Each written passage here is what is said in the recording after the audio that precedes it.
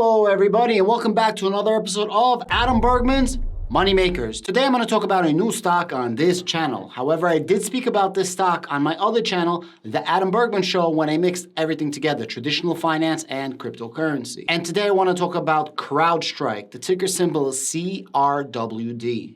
If anybody's been following me, I first spoke about this company on February 28th.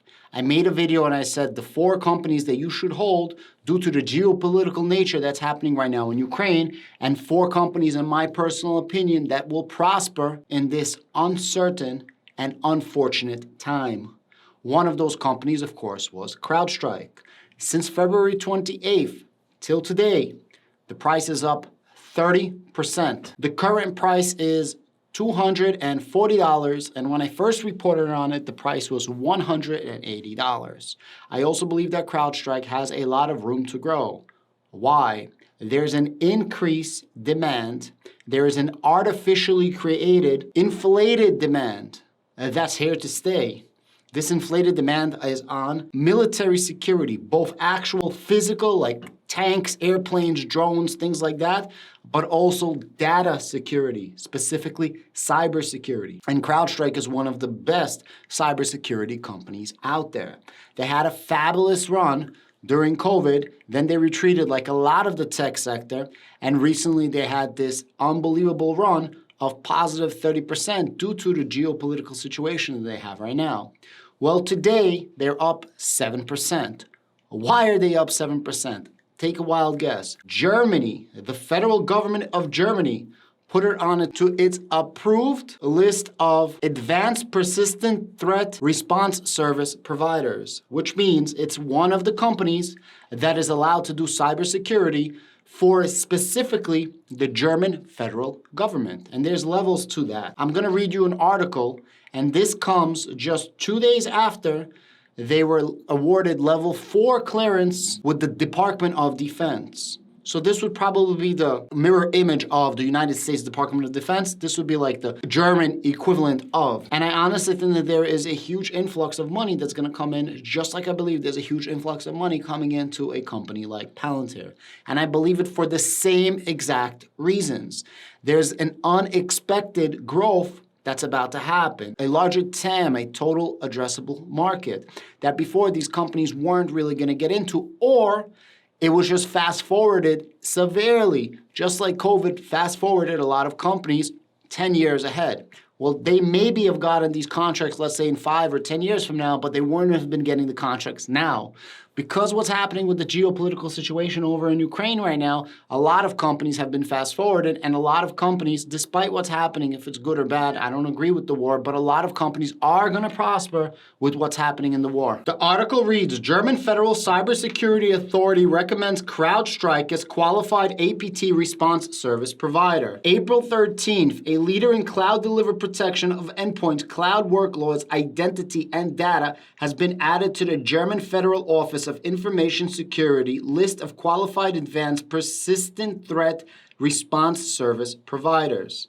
The BSI list, which CrowdStrike is now on, helps companies, critical infrastructure operators, and government institutions find qualified security service providers to defend against ongoing attacks or prevent reinfection of their IT infrastructure. CrowdStrike's full-service incident response offering meets the stringent criteria of the BSA Act under Section 3 of blah, blah, blah. The BSA recognition underscores CrowdStrike's and CrowdStrike services as a leader in providing German organizations with the incident response service and expertise needed to properly mitigate cyber attacks. Sounds familiar? Yeah, this is exactly what's going to be happening to Palantir, or is already happening to Palantir. And for anybody that's invested in Palantir, if you think that there's no money from Palantir, you're bugging. Germany literally announced a 100 billion euro increase in spending. And that is on top of an increase from 1.5 GDP to 2% GDP contribution to NATO defense. Spain is also increasing from 1.5 to 2%. And I'm sure there's a lot of other countries that just didn't make it public, but are doing the same. all that money will be funneling into a lot of companies. A lot of those companies are going to be companies in the United States. Two of those companies that I mentioned is going to be CrowdStrike, as you can see, and of course, Palantir. Now I've made several connections about Palantir and how they're literally helping Ukraine. Their C-level executive just said that they're involved in Ukraine. So I believe that you're going to see these numbers reflect in quarter 3 and 4 earnings this year and quarter 1 of next year. I also believe that CrowdStrike is going to keep getting more and more contracts. You see, CrowdStrike, they deal specifically in cybersecurity threats, diverting cybersecurity attacks, and implementing shoring for weak points in your IT and cybersecurity. The recommendations comes within days of CrowdStrike being granted Impact Level 4 authorization from the United States Defensive Information System Agency achievements that open the door for additional sales to the public sector. The recommendation from the BSA demonstrates the company's continued strong momentum and expansion within the international market. And I quote, "Being included in the BSA's list of qualified APT response service providers is a great endorsement of our growing service business in Germany. The expertise of our elite team in the region and around the globe, and most importantly, the team's mission-focused approaches to protect of German customers," said Sean Henry, CrowdStrike Chief Security Officer and President of CrowdStrike Services. And I quote, "Stopping sophisticated attackers requires speed and visibility and combined effort of human expertise and technology. CrowdStrike's fully cloud-native Falcon platform, coupled with our team's expertise, enables a best-in-class response capability and makes CrowdStrike an industry leader in protection organizations and advanced threats." Guys, currently, as I said, CrowdStrike is at $240, but even at $240, we are still $60 shy of an all-time high, or approximately 25% off of the 52-week high. Currently, the market cap is only $53 billion. I say only because it definitely has a lot of room to grow. I do think that CrowdStrike will reach an all-time high. I don't know when, but I do believe that it is going to bull run forward as opposed to bear run backwards. CrowdStrike has exactly what today's environment needs, what today's environment is looking for.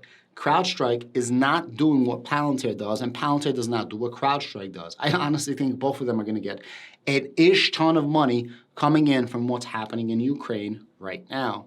I've been saying this and I've been super vocal about it. And if you guys want to double check, all you got to do is check my video from February 28th on my other channel, The Adam Bergman Show. Guys, thank you so much for watching. I greatly appreciate it.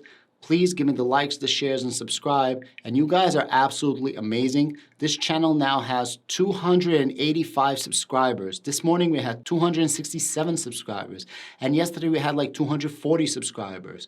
We're gaining 10% subscribers every single day. And all I could do from the bottom of my heart is say thank you so much. And I appreciate you guys. Thank you one more time and 100 more times after that for making this channel exactly what it is.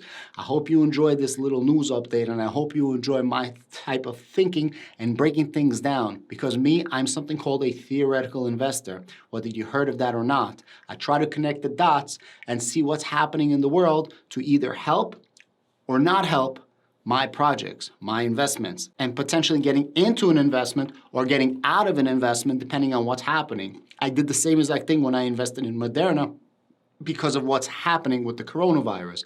In February, when everybody thought that coronavirus was BS and it's not happening, I was like, nope, this is going to change the world. I'm buying an ish ton of Moderna. That's what I consider, or my definition of a theoretical investor.